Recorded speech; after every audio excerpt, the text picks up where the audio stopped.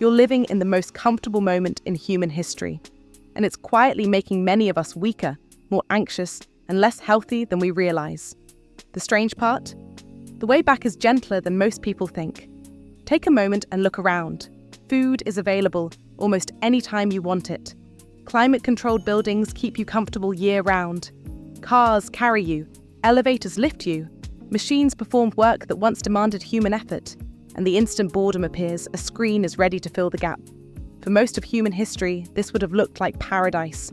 Every generation before us chased greater comfort, and in many ways, we found it. Yet here we are, living inside the dream, more sedentary, more anxious, more medicated, and often less physically resilient than people who had far fewer conveniences. That's the paradox. We spent thousands of years trying to eliminate discomfort, and now the absence of it is creating problems of its own. Because the body you live in was never designed for this environment. For nearly all of human history, discomfort wasn't unusual. It was normal.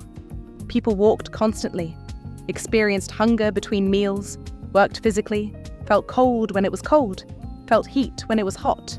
Movement, effort, and mild discomfort were woven into daily life.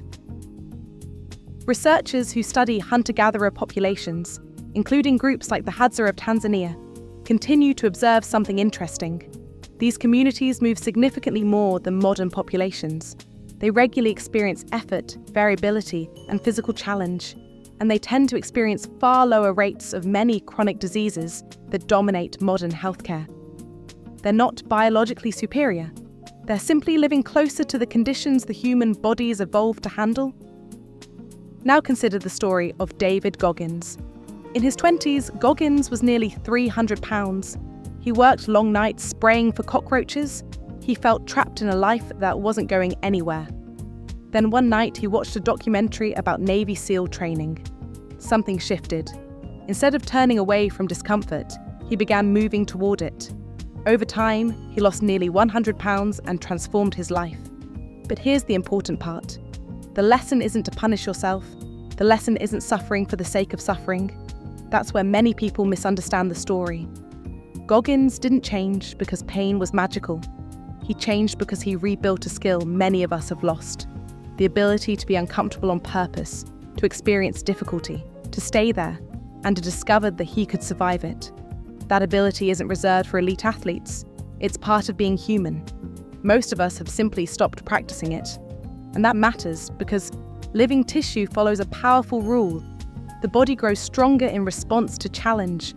Scientists call this hormesis. A manageable amount of stress doesn't weaken you. It strengthens you. Muscles grow because effort tells them to adapt. Bones become denser because load signals them to strengthen. The heart becomes more capable because exertion demands it. Again and again, the pattern is the same. The discomfort isn't the enemy, it's the message. The signal that says grow, adapt, become stronger. Now flip that principle around. If challenge says grow, then the complete absence of challenge says something else. It says, stand down, you're not needed. A body that is never asked to work gradually lets capacity go. Muscle declines, strength fades, endurance shrinks. Not because the body is failing, because it's following instructions. At the cellular level, comfort isn't neutral. It's information. So does that mean you need to suffer, push yourself to extremes, punish your body? Not at all. And this is where many people feel relief. The discomfort that changes a life is usually surprisingly small. Take the stairs. Walk when the weather is slightly cold. Let a craving rise without immediately answering it. Start the workout before you feel motivated. Finish a shower with 30 seconds of cooler water. None of these are dramatic. None require heroic willpower. They're simply small moments of voluntary discomfort. And every time you practice them, you strengthen your ability to handle the next one. Like any skill, resilience grows through repetition. So here's the reframe. When discomfort appears, stop treating it like an emergency. Meet it with curiosity. Notice it, recognize it, maybe even welcome it. Because in the right dose, that feeling isn't a threat. It's growth happening. The body you want isn't hidden behind punishment. It's sitting on the other side of small, ordinary discomforts. Not suffering, not extremes. Just the simple human willingness to be a little uncomfortable and not run,